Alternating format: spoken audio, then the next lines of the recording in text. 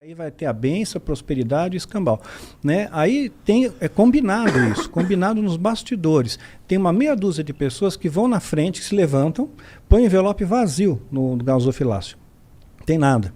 É o puxador de fila, para trazer o que? O efeito manada, né? Aí vai todo mundo atrás. Tem gente que tá doando, vou doar também.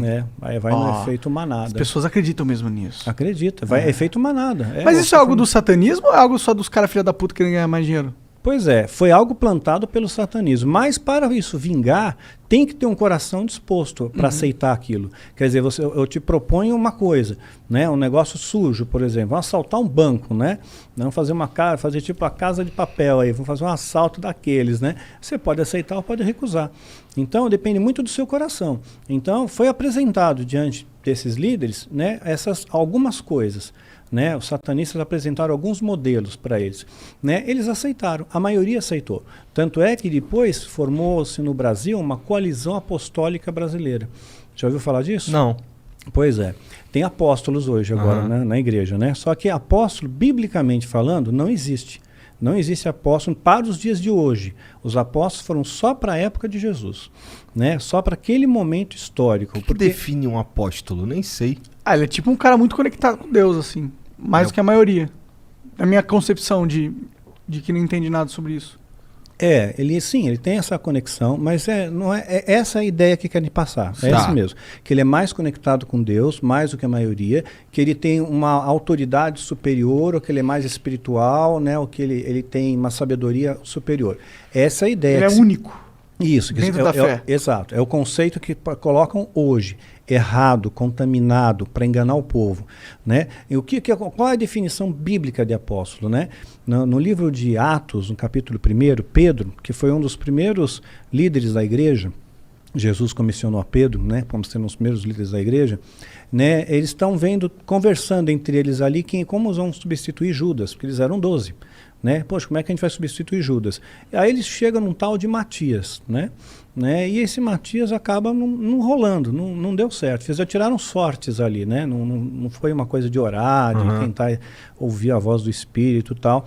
E esse Matias não rolou. Mas Pedro, ele dá uma dica. Olha, para ser apóstolo é necessário que você seja testemunha ocular da ressurreição de Cristo. Então, entre a ressurreição de Cristo, quando ele ressuscitou, e a ascensão, quando ele subiu aos céus, a Bíblia diz que passou um período, né, de 40 dias. Nesses 40 dias, cerca de 500 pessoas viram ele, né, viram Jesus.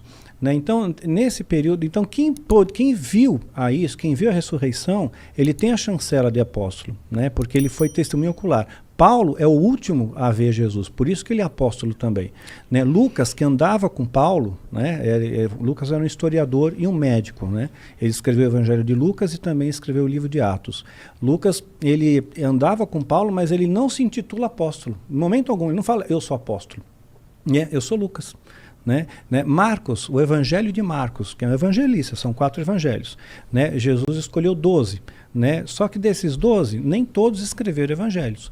Né? E o Marcos não está entre os 12. Jesus não escolheu Marcos. Então Marcos, ele não se intitula apóstolo. Ele não fala, eu, Marcos, apóstolo. Ele não fala isso. Ele não é apóstolo. Porque ele não viu Jesus, ele não foi testemunha ocular. Então essa é a primeira premissa. Né? Então os apóstolos de hoje não foram testemunhas oculares de Jesus, da ressurreição de Jesus, né? Não foram chamados pelo próprio Jesus. Então, quando formaram essa coalizão, me chamaram, né, para fazer parte. Olha, vem fazer parte também, né? E qual era a ideia? Olha, a gente vai criar um grupo, né? Porque está tendo muito pastor por aí, então nós vamos criar um grupo mais eclético, né? Então mais superior. Então as pessoas, nós vamos vender imagem para o público, para o povo, de que quem estiver debaixo de uma cobertura apostólica, e esse negócio de cobertura é outra palhaçada, a cobertura apostólica, né, está mais protegido, quer dizer, o demônio não pode pegar, o demônio não pode atacar, porque aquele apóstolo está orando por você, mediante um pagamento. Né? Entendi. Tinha igrejas que tinham cobertura apostólica, que pagavam carnê para o apóstolo. Né? Todo mês pagava um valor. A igreja, né? Pagava às vezes 10 mil para o pastor todo mês para manter a cobertura apostólica. Essa igreja tem a cobertura apostólica do apóstolo fulano de tal. Aí remetia um certo prestígio. Né? Então, essa coalizão apostólica no Brasil, ela quando me convidaram, eu falei, não, gente, mas isso aqui está errado. E eles falaram para mim, nós sabemos que está errado, mas o povo não sabe. Né? O povo não sabe, e assim, a gente precisa ter uma autoridade maior aqui no Brasil, né? Isso depois que já estava convertido? Convertido, isso já estava, nesse momento eu já estou inserido no sistema evangélico, né? Eu já estou dando palestra, já estou escrevendo livro, já estou nessa dinâmica, né? Então não existe esse lance de apóstolo. Eu consigo imaginar alguns nomes que estariam nesse grupo aí. Consigo imaginar. Chuta aí um, então. Não é nem Edir Macedo. O Edir Macedo, ele não se titula apóstolo. Você vê? Ele disse ele é o bispo. Ele é bispo. Ele quem é bispo. se te intitula apóstolo? Tem o apóstolo, aí aquele quem do saiu, chapéu. Veja só, o Valdomiro, que é o apóstolo Valdomiro, né? Ele era da igreja do Macedo. Né? Então o que ele quis dizer com isso? O Macedo diz, eu sou bispo. Então ele fala, não, agora eu sou apóstolo. E ele era da mesma igreja. Saiu, sou apóstolo. O R.R. Soares não diz que ele é apóstolo, ele é missionário. Ser missionário, né? Mas aí tem alguns que querem se destacar mais, né? E tem uma Todo mundo pode virar apóstolo? Como que é a regra de quem vira apóstolo? Hoje em dia, a regra é você fazer parte de uma máfia gospel. Entendi. É isso, né? Então, a máfia gospel te convida para fazer parte daquilo, né? Virou entre aspas, uma seita. Na boa, né? Foi uma seita. Né? E aí você vem para cá e aqui nós vamos te orientar como ganhar dinheiro do povo. O negócio é saquear dinheiro. Porque se a igreja pensasse realmente no povo, para pensar quanto que o Edir Macedo gastou de milhões de dólares para construir o Templo de Salomão. Sabe? Uma obra faraônica. Sabe? Milhões tem lá a e milhões. Catedral da Fé no Rio, gigantesco também. Pois é, mas nada se compara ao Templo de Salomão. Eu nunca vi o Templo de Salomão. Eu passei em frente. Eu pensei que a do Rio fosse maior. Olha, eu acho que... Eu não conheço a do Rio, sinceramente, eu não conheço. Muito grande. Então, mas o Templo de Salomão... Põe aí o Templo de Salomão pra gente, Tiozão. Ele é gigantesco, né? E tem uma estrutura, assim, ele trouxe árvores de Jerusalém, ele trouxe pedras de Jerusalém. Caralho, é alto pra caralho. E por dentro, não sei se vai ter alguma foto por dentro. Bom, é bonito o negócio. Cabe 5.000 pessoas sentadas, né? Caralho. Então ele é monstruoso, é gigante esse templo. Parece até uma construção italiana essa porra. Aí o que acontece? Aqui, isso aqui deve ser. Você parar pra... olha aí, Caralho! gigantesco. Né? Porra, eu acho que o do Rio é maior. Bota o do Rio aí, Catedral da Fé. Eu acho.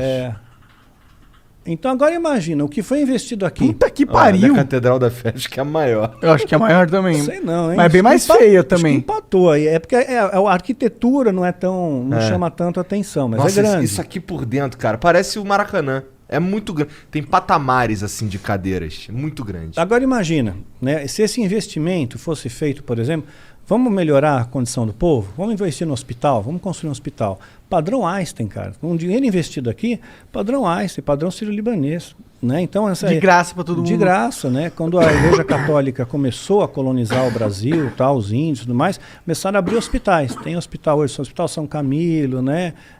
São não sei o quê, né? Então, eles começaram a abrir hospitais. Então fizeram uma atividade positiva, né? E a igreja evangélica teria essa oportunidade também, porque entra muito dinheiro, então quer dizer, virou templo é dinheiro, né? Não é mais a questão do podemos pegar esse dinheiro aqui, vamos fazer um hospital, vamos abençoar o povo, né? Vamos dar assistência médica para quem não pode pagar, vamos fazer um preço menor, vamos fazer um convênio, né, da igreja aqui, para os membros da igreja, mas não tem isso. O negócio é só pegar dinheiro. E não querem saber se você tem, se você não tem, se você está devendo, se você é aposentado. Lucro pelo lucro máximo. Mas você tá falando da sua trajetória dentro. No começo foi como? Como foi subindo escalão dentro da igreja satânica?